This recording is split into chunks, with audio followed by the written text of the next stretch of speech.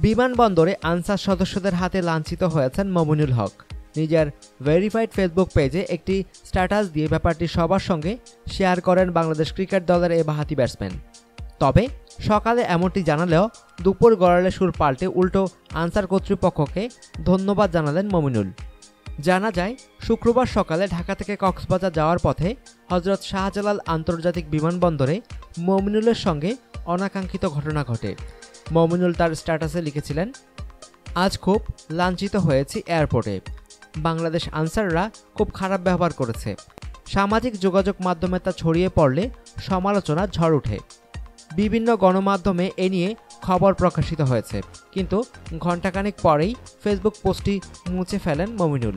এ ব্যাপারে তার সঙ্গে যোগাযোগের চেষ্টা করা হলে তিনি ফোন রিসিভ করেননি, তাই বিস্তারিত কিছু জানাও যায়নি। ফেসবুকের মাধ্যমেই মমিনুল আরও জানান, সেটি ছিল ভুল বোঝাবুঝি। দুপুরের দিকে তিনি মুছে ফেলা পোস্টটির জায়গায় লিখেছেন, বিমানবন্দরে আজ ছোট্ট একটি ভুল বোঝাবুঝি হয়েছিল। বাংলাদেশ আনসার কর্তৃপক্ষকে তড়িৎ ব্যবস্থা গ্রহণের জন্য অশেষ ধন্যবাদ।